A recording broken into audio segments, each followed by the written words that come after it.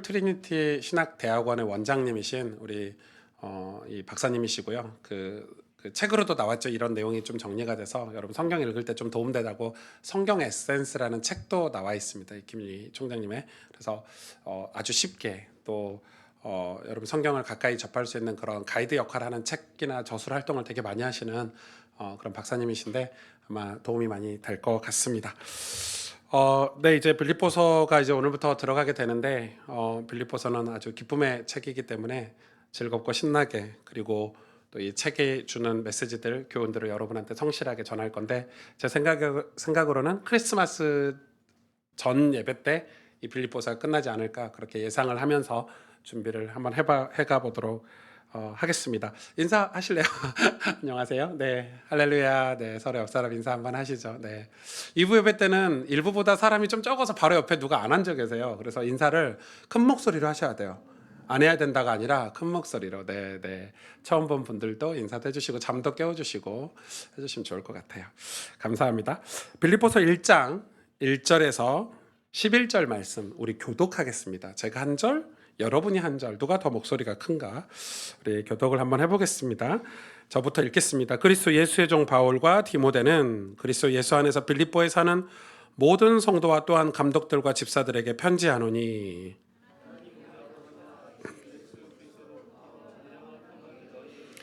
내가 너희를 생각할 때마다 나의 하나님께 감사하며 너희가 첫날부터 이제까지 복음을 위한 일에 참여하고 있기 때문이라.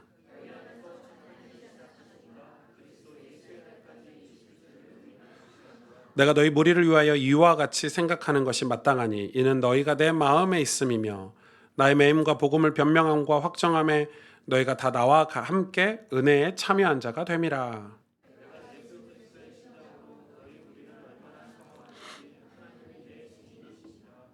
내가 기도하노라 너희 사랑과 지식과 모든 총명으로 점점 더 풍성하게 하사.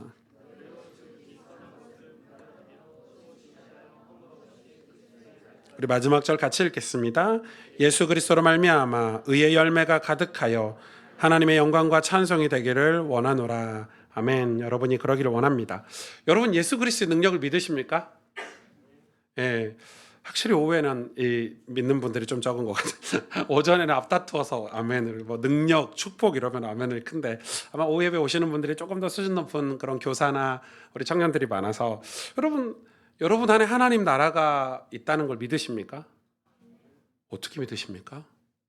안 보이는데? 저는 잘 모르겠던데.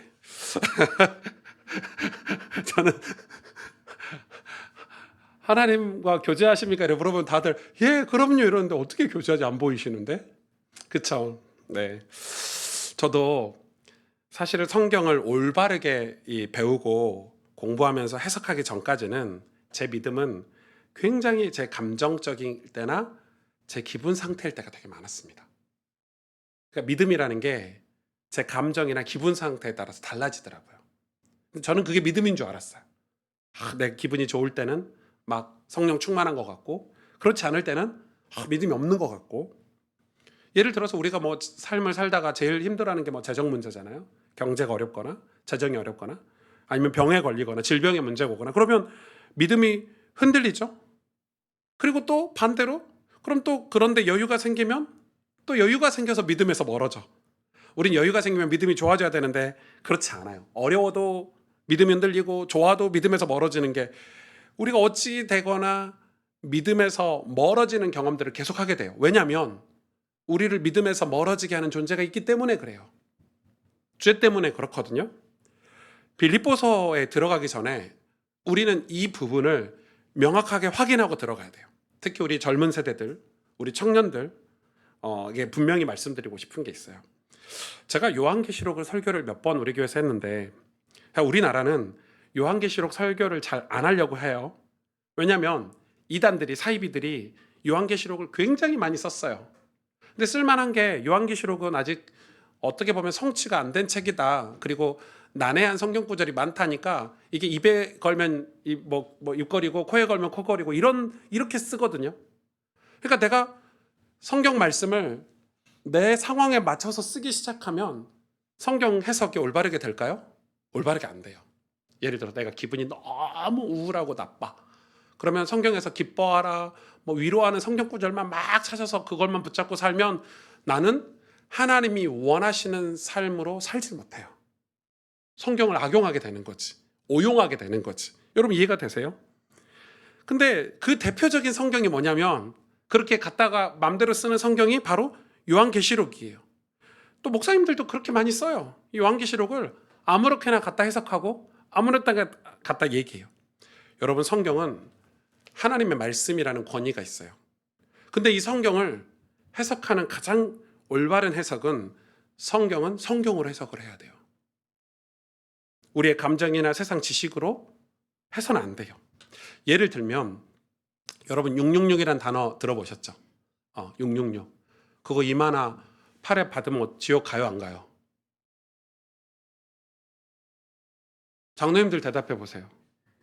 666을 이마에 이렇게 누가 도장을 찍었어. 여기다 찍어서 바코드를. 지옥 가요 안 가요? 대답을 못하세요. 창피하게 어디 가서 우리 가스펠 교회를 하지 말고 뭐 거스펠 교회라고 하든지 뭐 우리 교회라고 어디 우리 교회 장로님이라고 절대 말하지 마세요. 가요 안 가요? 우리 교육자들 강목사 일부 예배 들었지? 일부 예배. 저 준하준목님 가요 안 가요 지옥에? 바코드 이마에 찍으면 지옥 가요 안 가요? 찍어봐야 알아요? 그거 더 나쁜 대답이야. 그거 찍은 거잖아. 그럼 여러분 생각해 보세요. 이 666을 안 찍으면 다 천국 갑니까? 그건 아니잖아요. 그러니까 이게 왜 틀렸냐면 자, 엄청나게 쉬운 데서 오류가 생긴 거예요. 히브리서를 몰라서 그래요.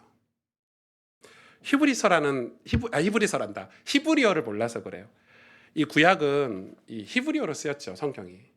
원래 이 이스라엘이 자기들이 쓰는 언어에 지금 이제 죽은 언어가 됐어요. 고어가 됐는데 이 히브리어라는 단어는 숫자가 없어요.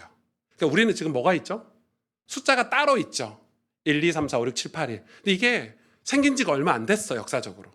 옛날에는 그래서 숫자를 뭘로 했냐면 히브리어 알파벳에 숫자 의미를 중복으로 사용을 했어. 예를 들면 이런 거야. 가나다라죠. 뭐 기억, 니귿 이러면 기억은 1, 니은은 2. 암묵적으로 약속을 한 거지. 알파벳 A는 1, 알파벳 B는 2. 이런 식으로 단어에 숫자를 포함했어.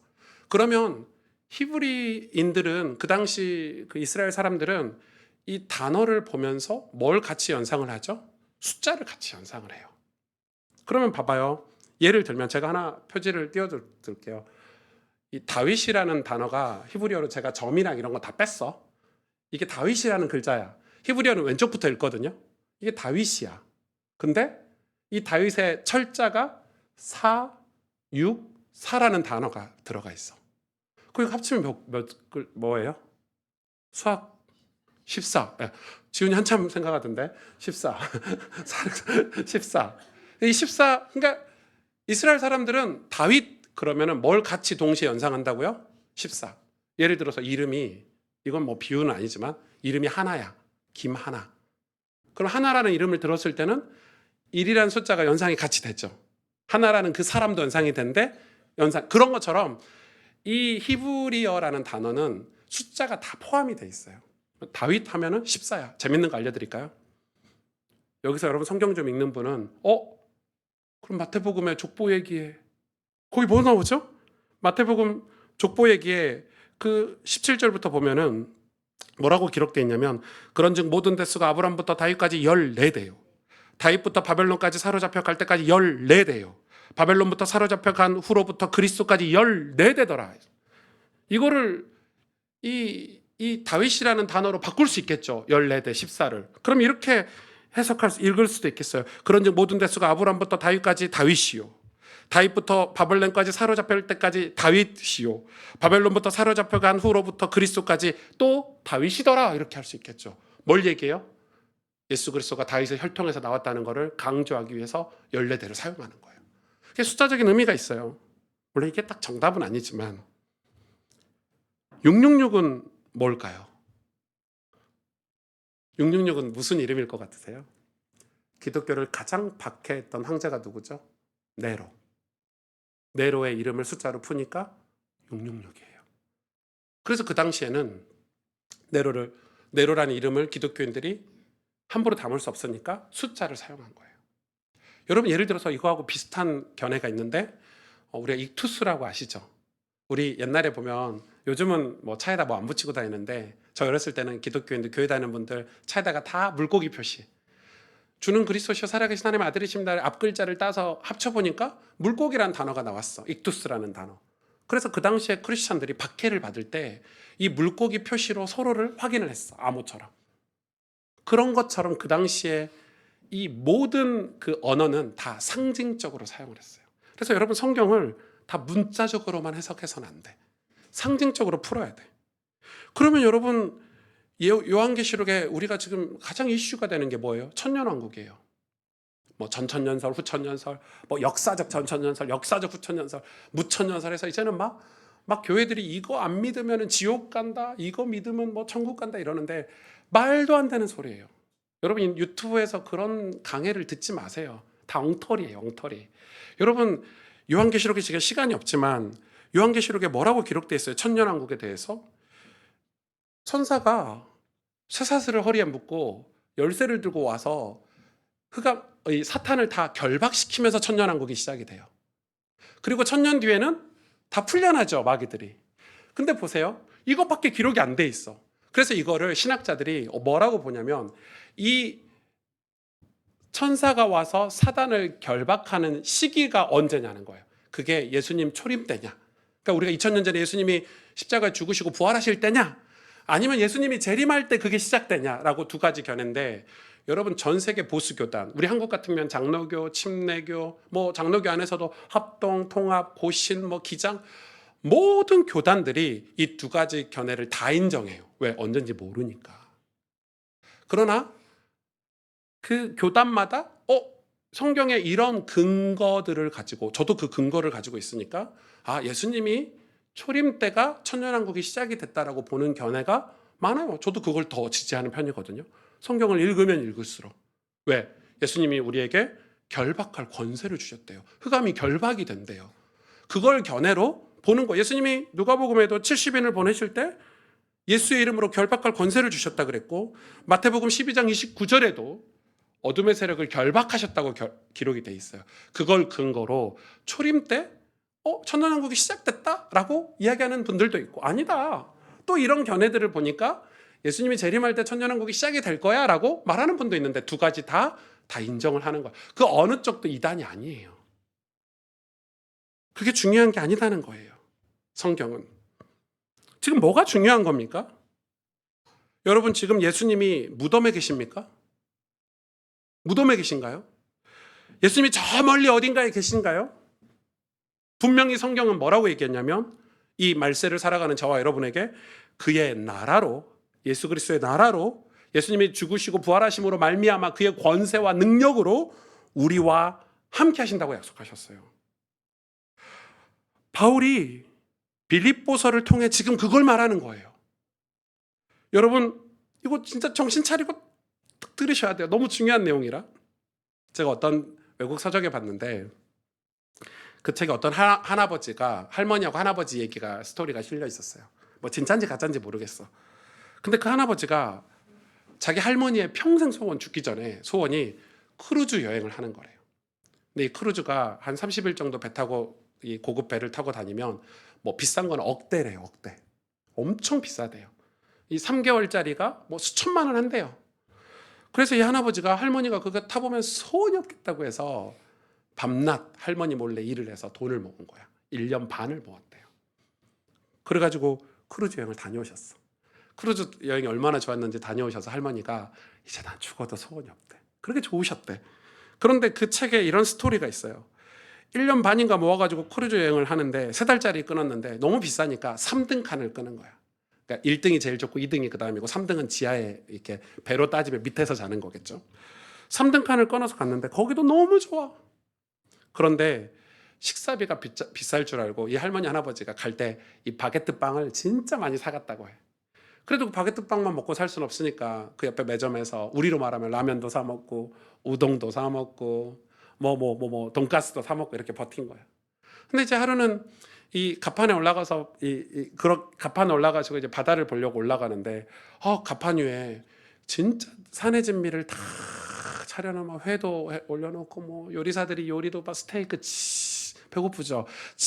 이렇게 막 구워서 잘라주고 뷔페를 하는 거예요. 며칠에 한 번씩 뷔페를 하는 거야. 그래가지고 할머니가 막 입맛을 따시는데 할아버지가 그걸 또 보잖아. 그래서 할아버지가 돈을 바로 쓰지 못했어. 왜? 돈이 얼마 없으니까. 그래서 2달이 지나고 이제 한 달 정도 남았을 때 이제쯤 우리 할망구 저 뷔페 한번 먹이자 해가지고 할머니 데리고 간 거예요. 큰 소리 치려고 옷도 잘 입고 턱시도도 갖춰 입고 할머니 가자 해가지고 그래가지고 그 직원이 나왔을 거 아니에요. 어서 오세요 하니까 그 할아버지가 그 직원에게 이 얘기를 한 거예요. 이 뷔페 얼마예요? 이렇게 물어본 거예요. 그랬더니 그 직원이 어르신 이거 티켓값에 다 포함되어 있는 겁니다. 한 달 남겨놓고 며칠 남겨놓고 그런 거예요. 그러니까 여러분 지금 성경은 뭔 얘기를 하고 계시냐면 예수님을 믿으면 이미 너희 안에 하나님 나라가 시작되었다. 너희 안에 착한 일을 시작하신 이가 예수 그리스도니 지금 이야기하고 있는 거예요. 근데 이 하나님 나라에서 여러분 알아야 될 성격이 있어요. 이 하나님 나라는 2가지 성격을 가지고 있는데 하나는 현재형이고 하나는 미래형이에요. 성격이에요. 성격. 어려운 단어를 쓰려고 한 게 아니라 성격. 왜 현재형이냐?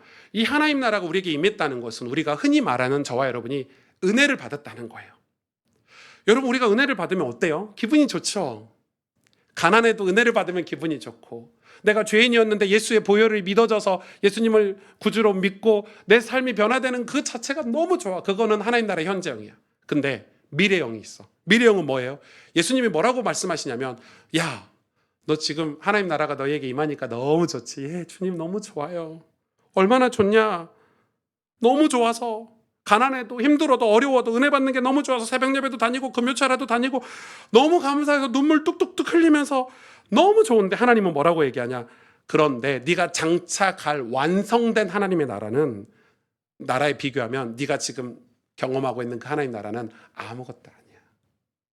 별거 아니야. 그래서 하나님 나라의 미래형을 얘기하는 거예요. 그래서 우리가 이런 성경 신학적인 단어가 있어요. 지금 예수님 우리 안에 오셨는데 이미 이루어졌는데 아직 이루어지지 않았다. 그래서 우리는 이 땅에 살면서 그런 긴장된 상태로 살아간다라는 신학적인 단어가 있어요. 근데 정말 중요하겠죠.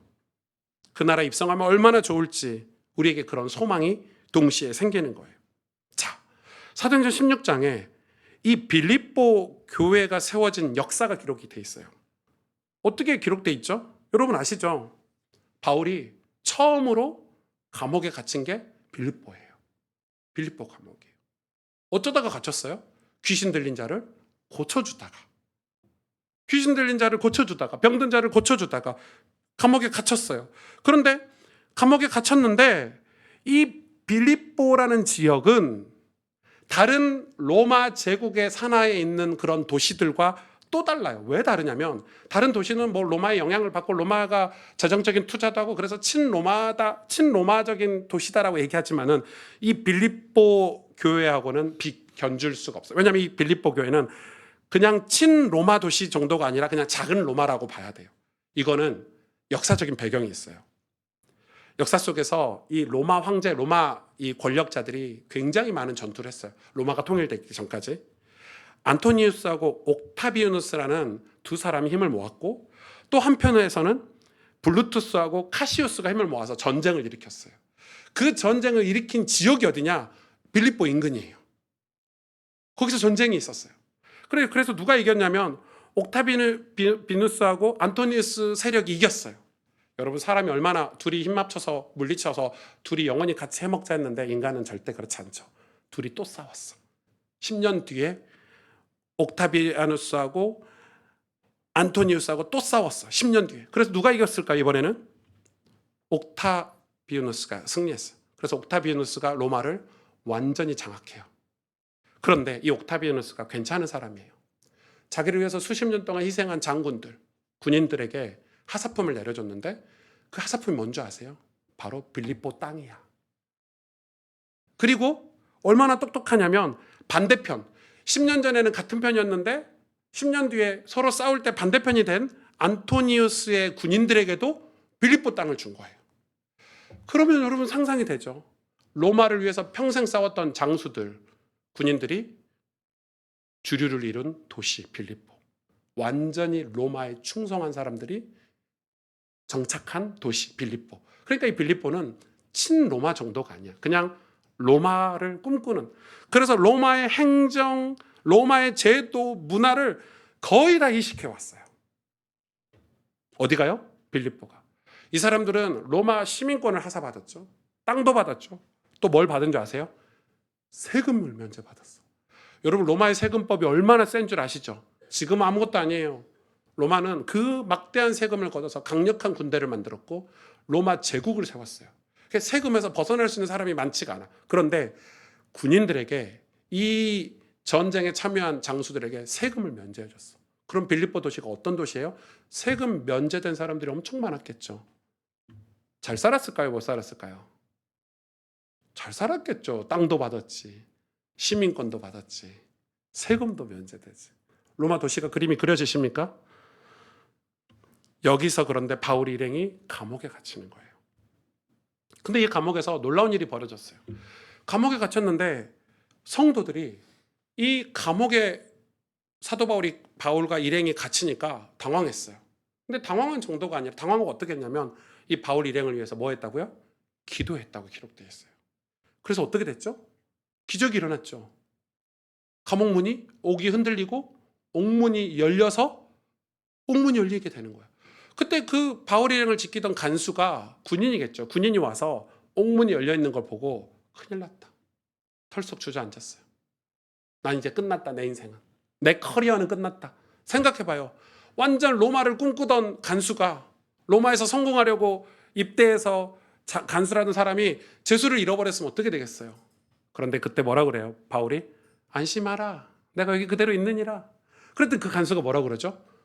그동안에 바울 일행이 했던 사역을 다 전해들었던 간수가 내가 어떻게 하면 구원을 받으리까? 그때 유명한 얘기를 하잖아요. 사도행전 16장 31절에 주 예수를 믿으라. 그리하면 너와 내 집이 구원을 얻으리라. 바울은 거기서 만난 자조장사, 그러니까 비단장사죠. 부자죠. 부자이고 사업을 잘하는 여자 루디아의 집에서 빌립보 교회를 시작했고 이런 사건을 통해서 이 빌립보 교회 성도들은 엄청난 영적인 체험을 하게 돼요. 이게 굉장히 중요합니다. 그런 빌립보 교회에 바울이 보낸 편지예요. 편지를 보내는데 오늘 1장 1절부터 11절에는 기도에 대해서 얘기하는, 이 빌립보 교회를 위해서 바울이 기도를 하는 내용이 오늘 본문에 실려 있는 거예요. 근데 저는 이 기도, 그런 배경을 가진 빌립보 교회, 바울이 편지를 시작을 기도로 시작했다는 굉장히 의미 있는 얘기를 여러분에게 지금 하고 싶은 거예요. 여러분, 기독교 신앙의 본질은 기도예요. 기도가 무엇인지 알면 기독교 신앙의 본질을 이해한 거예요. 다시 말하면 기도가 무엇인지를 모른다면 기독교 신앙의 본질을 아직 깨달은 게 아니에요. 더 정확히 말하면 기도를 하지 않는 사람을 크리스찬이라고 말할 수 없다 이 말이에요. 하나님 나라가 내 안에 임해 있고 예수 그리스도가 부활하시고 내 안에 엄청 사단을 결박할 권세를 주셔서 우리 안에 하나님 나라를 주셨는데 그걸 사용하지 않는 사람이 기독교 신앙의 본질을 이해했다라고 말할 수 없는 거겠죠. 저는 우리 교회 성도들이 이 빌립보서를 강의할 때, 설교할 때 이 기도를 이해하고 배우기를 간절히 바라고 원합니다. 왜냐하면 크루즈 배에 승선했는데 탔는데 내리는 날 뷔페가 공짜라고 아는 어리석은 그리스도인이 되지 않기를 바랍니다. 우리가 그러잖아요. 하나님 나는 왜 이렇게 질병이 많아? 하나님 나는 왜 이렇게 경제적으로 힘들어? 저도 그렇거든요. 우리 집에는 왜 이렇게 우한질고가 많아? 왜 이렇게 내 인생은 힘든 거야? 근데 하나님 뭐라고 말씀하셨어? 성경에? 내가 구하라고. 내가 너희에게 구하라고. 기도하라고. 몇 번이나 말했냐? 내가 너희에게 이미 하나님 나라를 주었는데 너희가 믿지 않고 구하지 않느냐? 왜 구하지 않고 그리 사느냐? 라고 하나님께서 말씀하시는 거예요. 요한복음 16장 24절 지금까지는 너희가 내 이름으로 아무것도 구하지 아니하였으나 예수님 오시기 전에 구약에는 구하지 아니하였다는 거예요. 예수님의 실체가 오시고 나서 예수님이 직접 말씀하셨죠. 구하라. 그리하면 받으리니 너희 기쁨이 충만하니라. 구하는 자가 기쁨이 충만한 경험을 할 수 있다는 거예요. 출애굽기 33장 11절에 모세를 두고 하나님이 기도에 대해서 이렇게 설명하세요. 사람이 자기 친구와 이야기함 같이 여호와께서는 모세와 대면하여 말씀하시며. 지금 하나님이 모세하고 대면하여 말씀하셨대요. 고린도전서 1장 9절에도 비슷한 말씀이 있어요. 너희를 불러 그의 아들 예수 그리스도 우리 주와 더불어 교제하게 하시는 이는 하나님. 교제하게 하시는 하나님은 미쁘시도다. 왜 기도를 교제, 대면, 관계 이렇게 표현하셨을까? 하나님 나라가 너희 안에 있다. 이 말은 하나님의 영이 우리 안에 있다라고 생각하는 거죠. 그런데 영이에요. 영하고 교제할 수 있나요? 우린 육신을 갖고 있는데. 제가 이제 뭐 권사님들 이런 분들 아주 습관적으로 약간 쇠뇌되신 권사님들에게 사역 가면 아유 권사님 하나님하고 친하게 잘 지내고 계세요? 이렇게 물어본단 말이에요. 예, 엄청 친해요 이러시더라고요. 제가 어떻게 친하세요? 도대체 어떻게 저는 하나님하고 친하게 좀 힘들던데 안 보이셔가지고 영인데 어떻게 하나님하고 대면하지? 모세가 하나님하고 대면했대. 영이잖아. 보여야지 말이죠. 영이신데 어떻게 교제하고 어떻게 친밀할 수 있냐 이 말이에요. 여러분 정말 웃기죠. 그래서 성경은 뭘 얘기하고 있냐면 너희가 하나님이 영이시다고 했잖아요. 하나님이 영이시니 하나님 영이세요. 그러니 우리가 기도할 때 성령이 역사하신다는 말은 우리가 기도할 때 성령께서 우리의 기도를 통해서 하나님과 교제할 수 있게 해주신다는 거예요. 자, 무슨 말이에요? 그럼 우리가 이렇게 확인할 수 있겠죠. 기도를 이해해야 기독교 신앙의 본질을 이해할 수 있는 거다. 하나님과 관계가 없던 사람이 하나님과 관계가 있는 사람으로 바뀌는 걸 구원이라고 하죠. 하나님과 교제하지 않던 사람이 하나님과 교제하는 사람으로 바뀌는 것을 구원이라고 하죠. 하나님과 대화하지 않던 사람이 하나님과 대화하는 사람으로 바뀌는 것을 구원이라고 하는데, 즉 기도가 대화라면, 기도가 교제라면, 기도가 관계라면 기도는 기독교인의 신앙 행습 중 하나가 아니라 기도 자체가 구원이고 기도 자체가 신앙의 본질이다. 이렇게 설명할 수 있을까요, 여러분? 기독교 신앙의 본질이 하나님을 알고 하나님을 사랑하는 것이라면 기도는 선택적 행동이 아니라 필연적 행동이어야 합니다. 기도를 하지 않는데 크리스찬이다.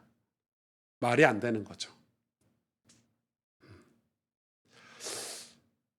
우리 경찰이 한 분 계시는데 저희 교회 우리 청년 경찰이 있는데 내가 힘들게 국가고시를 보고 경찰 될 체력검, 여러분 경찰이 되는 게 쉬운 게 아닙니다. 특히 여자가. 그 모든 과정을 다 거쳐서 경찰이 딱 됐어. 경찰 제복을 입고 그 경찰에게 준 권세가 있잖아요. 나쁜 사람들이 있으면 훈계를 하고 잡아 집어넣고 또 할 수 있는 권세가 있어 그 옷에. 근데 그 훈련, 그 교육 다 받아놓고 경찰 옷만 입으면 나 무서워, 난 경찰 못하겠어, 나 때려칠래, 나 괜히 됐나 봐 이러면은 얼마나 억울하고 안타까워요. 마찬가지예요. 하나님 나라가 너희 안에 있는데, 우리 안에 있는데 우리가 기도라는 걸 하지 않는다. 하나님 우리 안에 계시는데? 그럼 기도는 어떻게 해야 될까요? 기도는 예수님에게서 배우는 게 가장 좋겠죠. 마태복음 6장 5절에서 8절에 보면 이렇게 가르쳐요. 기도에 대해서. 너희는 하나님께 기도할 때 중언, 부언하지 말라. 그리고 사람들에게 보이려고 회당과 큰 거리 어귀에 서서 기도하지 말아라 이야기해요. 왜 그런 얘기를 하시냐면 이 6장 전체가 하나의 설교인데 같은 문맥이에요. 여러분 원래 성경은 이 장과 절이 있었을까요? 없었을까요? 원래 없었어요. 이 교부라는 사람이 이걸 집어넣었거든요. 그 옛날에는 그러면 어떻게 성경을 읽었을까요? 옛날에는 출애굽기, 창세기 이거를 한 권씩 두루마리로 이렇게 두꺼운 두루마리로. 그럼 생각해봐요. 상상해봐요. 목사님이 이렇게 두루마리를 들고. 여러분도 다 성경 들고 교회 올 거 아니야, 두루마리 들고. 어디 중간에 봐야 되는데 처음부터 계속 볼 수는 없잖아. 모일 때마다 처음부터 읽어, 그 많은 거를. 그럴 수는 없잖아. 그러니까 자, 지금부터 5바퀴 피세요. 상상해 보세요. 두 번째 줄, 두 번째 줄. 근데 그 5바퀴 피다가 박자 안 맞으면 4바퀴에 두 번째 줄 치는데 다른 데가 나와. 그래서 교부가 이렇게 성경 읽으면 안 돼 해서 장과 절을 넣는 거예요. 근데 성경을 해석할 때 그래서 한 절을 뽑아가지고 성경을 해석하는, 위험해요, 안 위험해요? 위험해요. 문맥 없이 성경을 가져다 쓰는 건 위험해요. 그래서 지금 한국교회 뭐 연말 되면은 성경 말씀 카드 뽑기 이런 거 하는데 저는 미쳤다고 생각해요. 저건 미친 교회다. 진짜 미친 목사다. 여러분, 그 성경 카드 뽑는데 그 성경 카드에 성경에 있는 말씀을 다 집어넣은 게 아니잖아요. 뭐 죄 지으면 지옥 간다 이런 거 안 넣잖아요. 다 뭐만 넣어요? 다 좋은 말만 넣어. 다 뽑아가지고. 성경을 만약에 그런 식으로 해석한다. 물론 우리가 성경을 암송하기 위해서 좋은 구절을, 내 마음에 와닿는 구절을 한 절씩 들고 다닐 수 있지만 성경 한 절씩 뽑아서 신앙생활하는 것은 위험하다고 생각합니다. 아무튼 이 마태복음 6장은 어떤 내용입니까? 예수님이 남에게 자기 신앙을 자랑하려고 잘못 이용하는 행습 3가지를 얘기하셨죠. 뭐죠? 구제, 기도, 금식. 근데 여러분, 구제, 기도, 금식은 신앙생활의 핵심이에요. 그런데 이거를 나를 위해서 사용하거나 남에게 잘 보이려고 사용하면 동전의 양면처럼 위험한 거다 얘기하는 거예요. 구제, 금식, 기도가 너무 좋은 건데 예수님은 이런 행동의 목적이 자기 자신을 위한 것인지, 자기 자신을 위했다는 것은 하나님과 관련이 없는 거잖아요. 하나님과 관련이 없다면 구제, 기도, 금식이 무의미하고 위선적이다라고 지적하시는 거예요. 누구에게요? 바리새인들에게. 그러면서 6절에 마태복음 6장 6절에 이렇게 얘기하죠. 골방에 들어가 문을 닫고 기도하라고 하신 거예요. 근데 이 골방에 들어가 문을 닫고 기도하라고 했더니 많은 교회들이 골방을 진짜 만들었어. 저희 고신대학교 가도 기도실 있어요, 골방이. 저 낮잠 자고 싶으면 무조건 거기 갔거든요. 기도하러 간 적이 없어. 낮잠 자러 가지. 그런 의미인가요? 아니죠. 골방에서 기도하라는 의미는 진심으로 하나님과 대화하라는 의미예요. 진심으로. 남을 의식하지 말고, 남에게 잘 보이려고 하지 말고. 이런 맥락에서 성경 구절 몇 개를 볼까요? 요한복음 15장 7절. 너희가 내 안에 거하고 내 말이 너희 안에 거하면 무엇이든지 원하는 대로 구하라. 그리하면 이루어지리라. 아멘. 요한일서 5장 14절에서 16절. 예수님을 향하여 우리가 가진 바 담대함이 이것이니 그의 뜻대로 무엇을 구하면 들으심이라. 우리가 무엇이든지 구하는 바를 들으시는 줄 우리가 안즉 우리가 그에게 구한 그것을 얻은 줄을 또한 아느니라. 그러니까 여기까지 보면 기도는 수단이 아니라 뭐예요? 기도 자체가 목적이에요.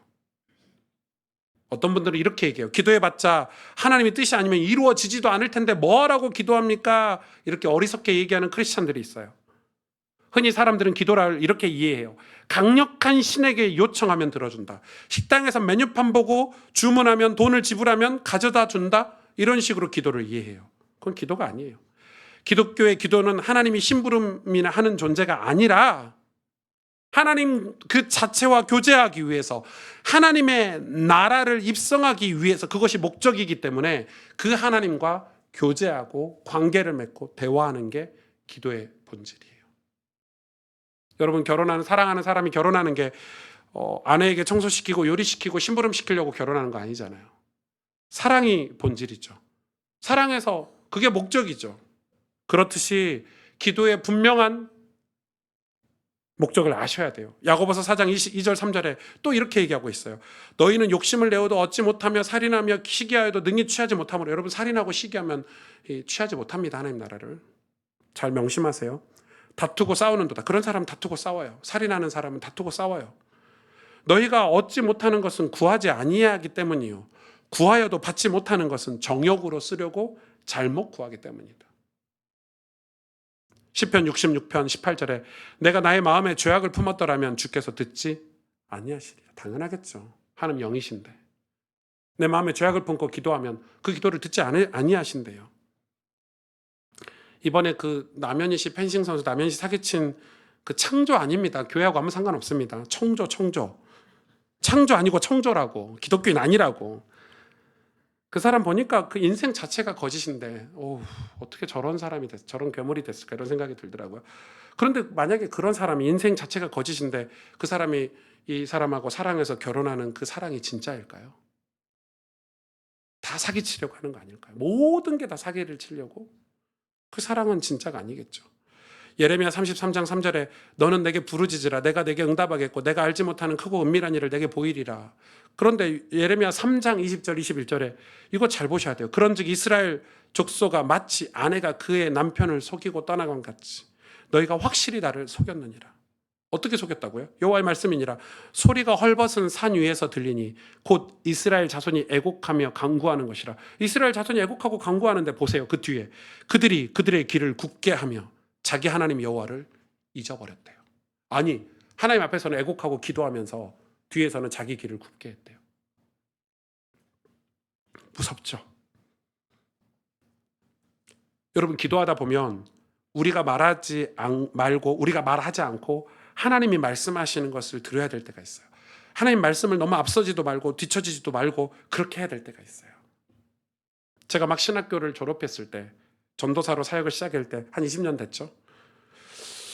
저희 목사님을 가까이서 이제 같이 교육자가 됐으니까 생활하면서 목사님하고 이제 교육자 회의 같은 거 이런 거 하고 이렇게 같이 교회를 위해서 모임하고 이럴 때 보면 좀 답답할 때가 있는 거예요. 좀 목사님 하시는 말씀이 좀 듣기가 힘들었었어요. 맨날 똑같은 소리 했어요. 무슨 소리냐? 기도하라고. 기도해야 된다고. 그런데 우린 젊으니까 아니 기도만 해서는 안 되고 뭘 해야 될 것 같은 거예요. 교회도 어렵다 하지. 사역도 해야 되지. 그러니까 저희 생각에는 뭐 기획서도 좀 만들고 그래 저는 처음에 기획서 이런 거 진짜 많이 제출했어요. 그리고 교회가 어려우면 어려움을 타개할 방법이 필요하지 않냐. 그런 걸 기획서를 제출하면 목사님이 그 기획서를 이렇게 보시는 동 마시는 동 이렇게 밀어놓고 뭐라 그러셨냐면 기도하자는 거예요. 그래놓고 그러시고 갑자기 주일날 우리하고 상의한 게 아니야. 당회하고 상의한 게 갑자기 주일날 내일부터 정교인 기도회를 하겠습니다. 이래서 얼마나 깝깝해. 우리는 주일날 평일날 저녁 8시마다 1시간씩 기도회를 하겠다는데 갑자기 신방도 다 잡아놨고 사역도 다 잡아놨는데 새벽 기도도 하지. 평일날 저녁에 8시에 교회 모여서 또 기도하지. 금요 철야도 하지. 한 일주일만 해보세요. 연장하시고 방학 내내 하세요. 한두 번이 아니야. 그래서 우리끼리 아니 교회가 부흥하려면 전도를 하러 가야지, 사역을 하러 가야지, 맨날 모여서 기도만 하면 되냐고. 아직도 기억이 나요. 그런데 그 기도를 따르는 사람과 따르지 않는 사람이 있잖아요. 순종했던 분들, 제가 세월이 지나서 보니까 전부 믿음의 사람이 됐어요. 그런데 그렇지 않았던 분들은 어찌어찌 다 세상으로 가시더라고요. 저는 불평은 했지만 따라갔어요. 따르고 싶지 않았는데 하나님 은혜 주셔서 꾸역꾸역 다 따라갔어요. 해보자.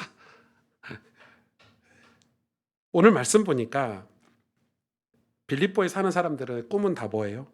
로마가 꿈이에요. 로마 사람이 되는 게 꿈인 사람들이에요. 그냥 로마 자체가 인생의 꿈이에요. 로마가 무너지고 멸망할 성이라는 걸 몰라 이 사람들은. 그냥 로마가 비전이에요. 로마를 위해서 사는 거예요. 평생을 로마로부터 은혜를 받았고 로마를 위해서 목숨 걸고 전투를 했던 사람들이니까 로마가 꿈인 사람들이에요. 거기에 교회를 세우겠다? 힘들어요? 안 힘들어요? 여러분 다른 지역의 사도 바울이 교회 어떻게 세웠는지 아시죠? 다른 지역에서는 가서 디아스포라 제자들을 모아서 회당에서 2년 3년씩 가르쳐서 성경 공부를 하고 제자들을 세워서 교회를 다 세웠어요. 유일하게 빌립보 교회만 어떻게 세운지 아세요? 교회를 어떻게 세웠어요? 기도로 세웠어요. 성경 공부 왜 기도로 세웠을까요? 이 사람들한테 하나님 나라에 대해서 얘기하니까 로마가 가득한 사람들이 하나님 나라 별거 아닌 거예요. 로마는 거대하고 실물은 거대하고 거기서 받은 혜택이나 평생 로마로 해서 충성했던 그런 사람들이 로마는 꿈인데 예수 믿는 바울이 가서 하나님 나라가 곧 임합니다. 하나님 나라에 대해서 아무리 얘기해도 하나님 나라는 하찮고 보이지도 않아. 영이야. 마치 이 전 세계 교회 중에 가스펠 교회 위치하고 비슷한 거예요. 조그맣고 별 볼 일 없고 이렇게. 그러니 거기에 여러분 빌립보 사람들이 얼마나 똑똑하고 돈도 많고 그런 꿈을 꾸는 사람들인데 복음을 들으니까 시시하겠죠. 당시 기독교는 우리 교회와 같이 보잘것없는 교회였어요. 큰 로마의 꿈을 가진 사람들이 예수님 믿고 하나님 나라를 꿈꾸라고 하는데 믿겠어요, 여러분 같으면? 그런데 하나님 나라가 임했어요, 그 지역에. 뭘로요? 기도로, 사건으로. 기도했더니 옥의 문이 열리고 간수가 회개하고 루디아 같은 사업가들이 복음을 받고, 왜 남자가 복음을 안 받았죠? 빌립보 교회는 남자들은 로마가 환상이니까 하찮게 생각했다니까요. 그래서 여자들이 복음을 주로 받았어요, 빌립보에서는.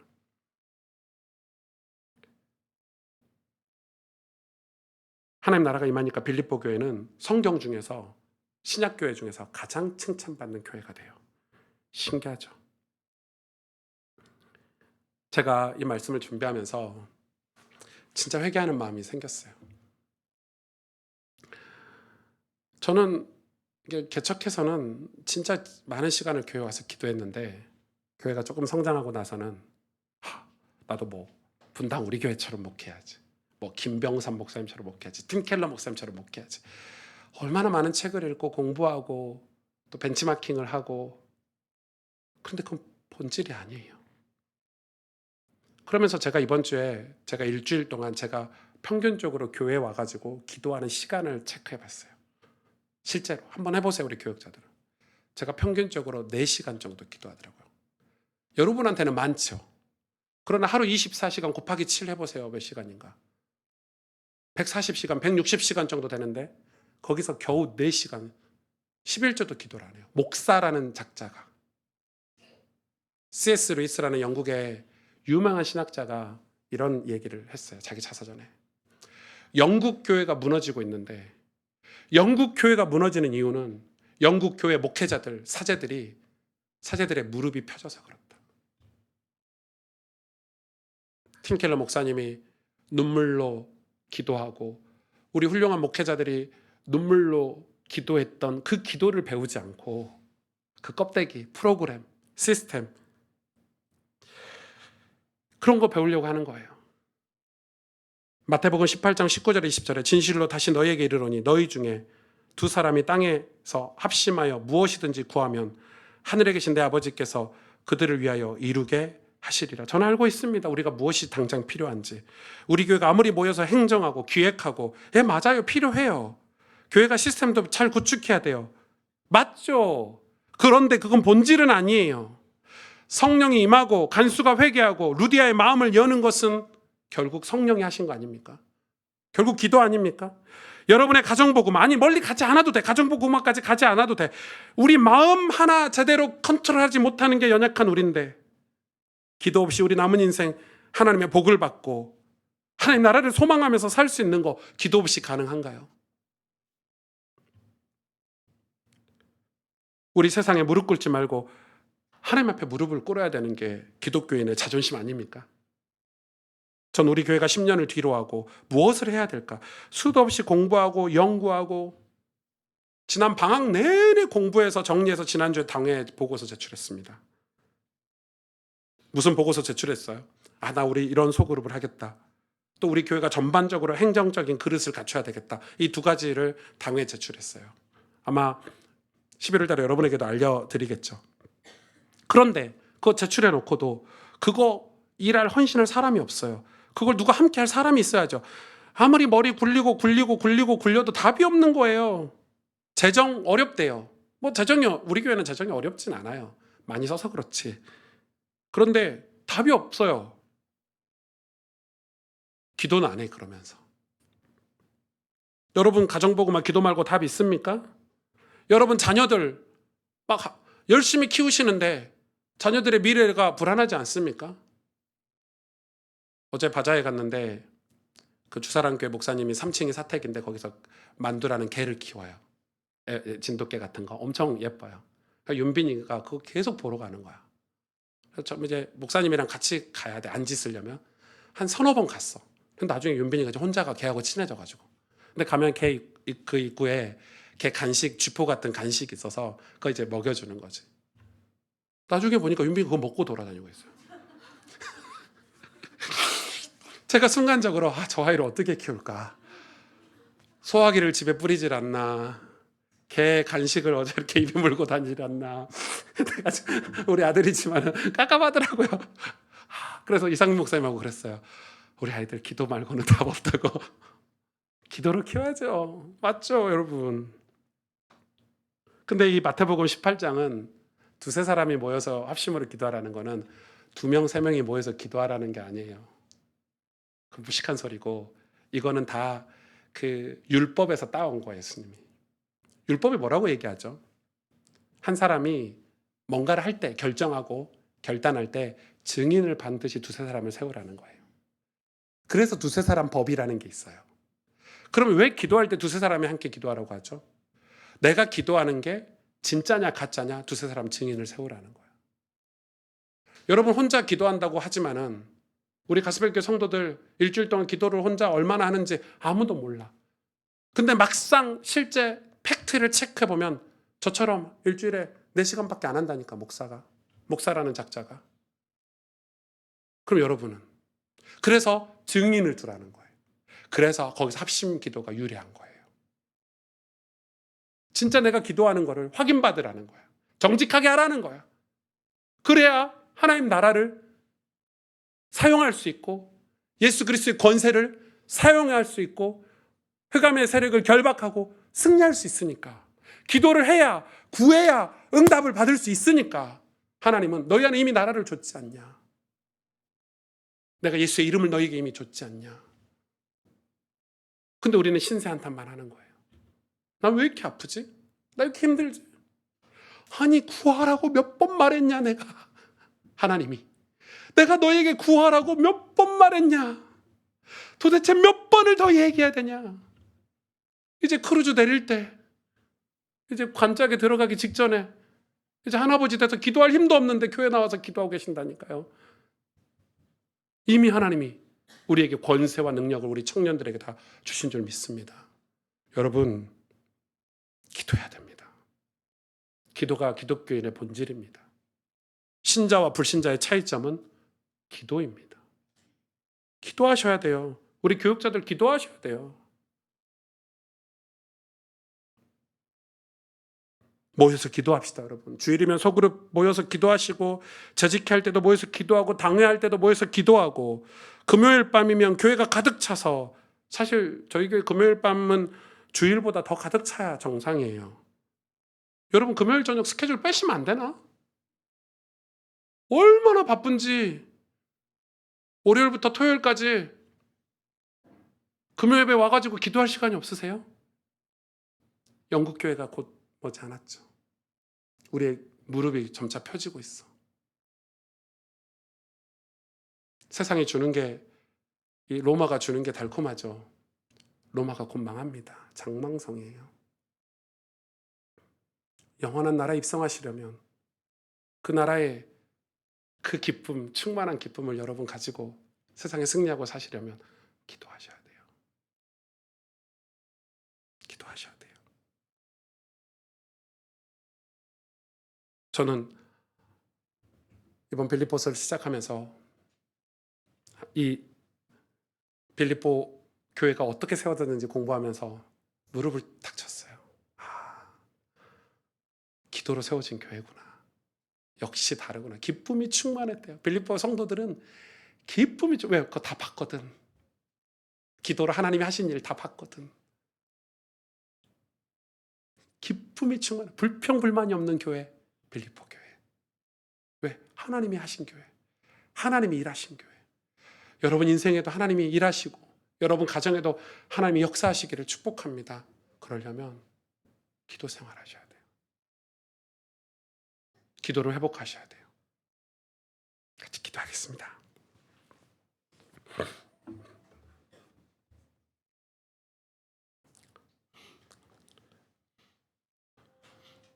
같이 기도하기를 원합니다. 하나님, 우리 안에 이미 주신 하나님 나라, 우리 안에 이미 임하여 계신 예수 그리스도의 영, 그분과 교제하고 그분과 관계를 맺고 그분과 대면하기를 원합니다. 기도하기를 원합니다. 그 기도로 그분의 능력으로, 그 하나님 나라의 능력으로 세상에서 승리할 수 있도록, 완전 승리할 수 있도록, 그래서 기쁨이 충만하고 하나님 나라를 위해서 힘있게 쓰임받는 우리 자신들 될 수 있도록, 우리 교회 될 수 있도록 우리 시간 마음을 담아서 합심으로 같이 기도하도록 하겠습니다. 하나님 아버지,